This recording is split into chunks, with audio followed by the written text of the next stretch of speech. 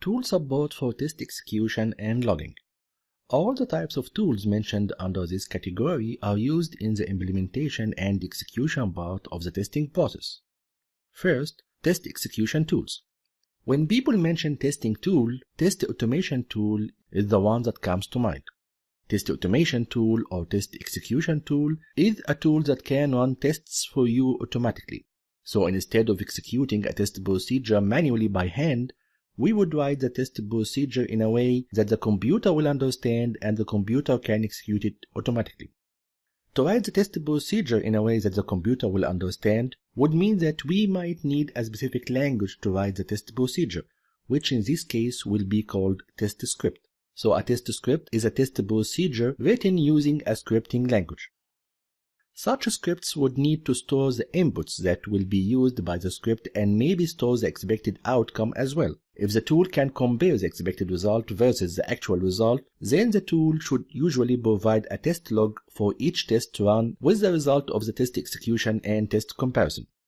If the tool doesn't store the expected outcome of the script and therefore cannot compare the actual outcome of the test versus the expected result, then we would call the tool semi-automatically. And in this case, we would need to store the actual outcome of the script execution for further investigation, maybe using a test comparator tool as we will talk about it later.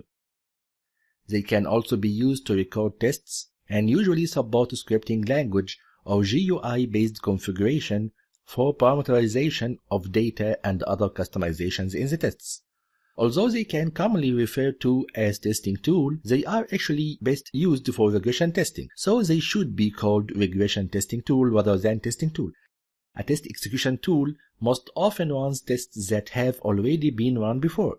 One of the most significant benefits of using this type of tool is that whenever an existing system is changed, for example, for a defect fix or an enhancement, all of the tests that were run before could potentially be run again to make sure that the changes haven't disturbed the existing system by introducing or revealing a defect. We will talk more about those types of tools in a coming lecture. Test harness, unit test framework tools. Remember the stubs and drivers we mentioned before when we talked about unit testing and integration testing? Well, stubs and drivers are types of test harness. Test harness is any code written by the developer to help testing the code. So now we know that test harness is used by the developer. Unit test frameworks are frameworks to help the developers write code to test their own code. We also mentioned those tools before when we talked about testing in iterative incremental models. Both types of tools are used by the developers to test, identify, and localize any defects. Test comparators. An important step of testing is to check whether the software produces the correct result or not. And to do that, we compare what the software produces, which we call the actual result, to what the software should produce, which we call the expected result. So we compare actual results versus expected results. But sometimes the comparison step is not as easy as you might think. Imagine if we need to make sure that the million records that we have inserted into the million records database actually work. We would need to make sure that all rows have been inserted, sorted, keys have been generated successfully, and so on. Such a task would be almost impossible to do manually. A test comparator helps to automate the aspects of that comparison. There are two ways in which actual results of a test can be compared to the expected results of a test. Dynamic comparison is where the comparison is done dynamically, meaning while the test is executing. The other way is post-execution comparison, where the comparison is performed after the test has finished executing and the software under test is no longer running. Most test execution tools include the capability to perform dynamic comparison while the tool is executing a test.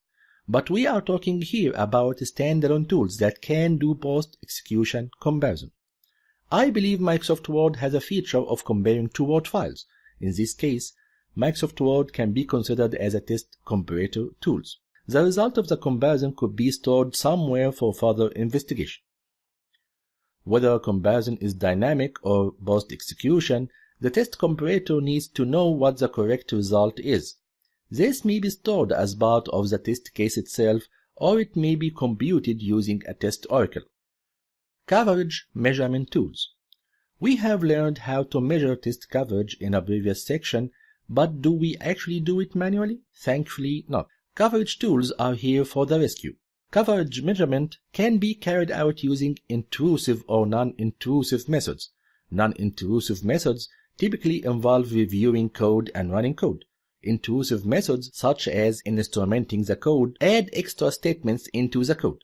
The code is then executed, and the extra statements write back to the log in order to identify which statements and branches have been executed.